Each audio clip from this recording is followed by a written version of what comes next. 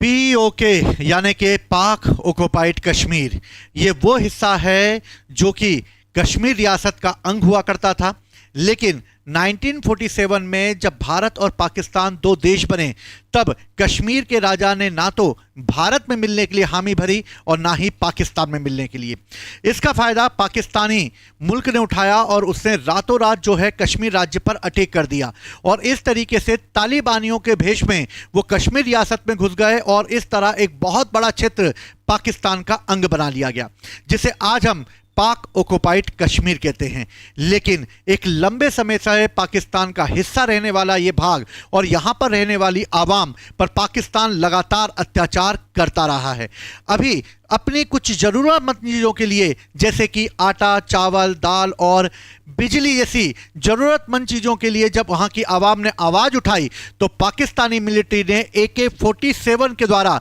जो है वहाँ की आवाम को मौत के घाट उतार दिया और इस तरह POK को बना दिया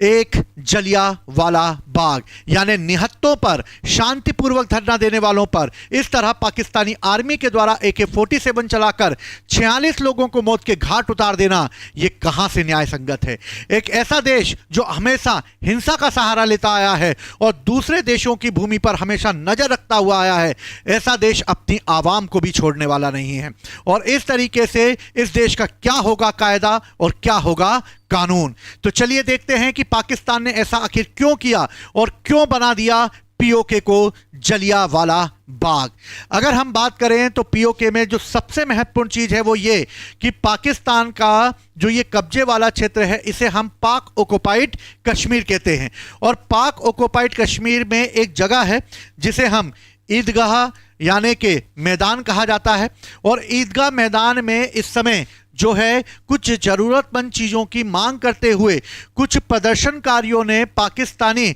सुरक्षा बलों पर हमला कर दिया, यानी प्रदर्शनकारियों पर पाकिस्तानी सुरक्षा बलों ने हमला कर दिया और इस फायरिंग में लगभग 16 लोगों को मौत के घाट उतार दिया और आम नागरिकों की इस समय मौत हो गई जो सिर्फ अपनी कुछ डिमांड ले रही थी। और 30 लोगों की मौत इसके 2 दिन पहले ही ऐसी घटना के तहत हो चुकी है। और इस तरीके से पाकिस्तानी सेना ने POK में किया एक नरसंहार और जानने में जुट गए लोग कि आखिर ऐसी गोलियां क्यों बरसाई उन्होंने, आखिर ये अपनी डिमांड क्या थी जिसकी वो मांग कर रहे थे, क्या था इनका कहना। तो पाकिस्तान में प्रदर्शनकारियों ने रावलकोट में लगभग 60,000 से 70,000 लोग जमा हो गए थे और शांतिपूर्वक रूप से ये अपना प्रदर्शन कर रहे थे, जिनकी मांग सिर्फ आटा, चावल और बिजली जैसी बुनियादी चीजों की मांग को लेता कर था, जिसकी दाम जो है लगातार बढ़ते जा रहे थे और इन दरों को कम करने के लिए ही जो है लगातार ये पाकिस्तान की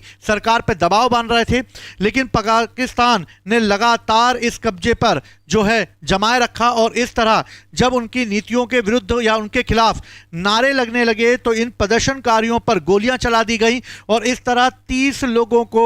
2 दिन पहले ये न्याय की जब मांग कर रहे थे तो इन्हें मौत के घाट उतार दिया गया। और इस तरह पाकिस्तान में जो है लोगों पर होने वाले इस अत्याचार के कारण जब 200 लोगों से ज़्यादा लोग इस समय घायल हो गए, तो इन लोगों के ऊपर जब अत्याचारों की सीमाएं पार होने लगी तो जल्द ही यह हिंसक रूप में धारण कर लिया और पाकिस्तानी सेना ने भीड़ पर गोलीबारियां लगातार चालू की और पाकिस्तानी सेना ने AK-47 राइफल से गोलीबारी करते हुए जिसमें कम से कम 16 लोगों को भी मौत के घाट उतार दिया और 37 अन्य लोगों को भी घायल कर दिया। इस तरह लगभग 46 लोगों को अभी तक पाकिस्तानी ने आम पब्लिक को मौत के घाट उतार चुकी है। और इस तरह आसिफ मुनीर जो हैं वो पाकिस्तानी सेना के आतंक पर POK पर लगातार करते आ रहे हैं और इस तरह इन निहत्तों पर पाकिस्तानी सेना के द्वारा बरसाई जाने वाली गोलियां, इन मासूमों पर बनाई जाने वाली गोलियां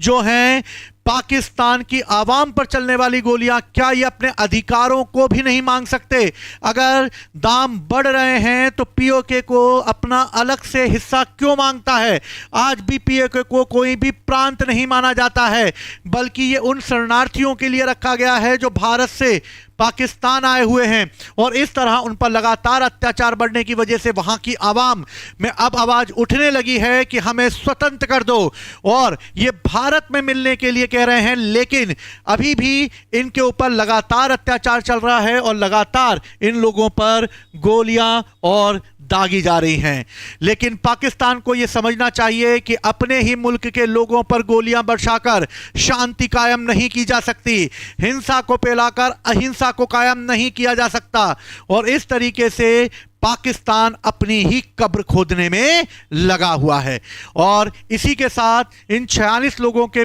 प्रति हम भारत के लोग अपनी सद्भावना रखते हैं और उनकी आत्मा को शांति मिले इसकी कामना करते हैं। जय हिंद, जय भारत।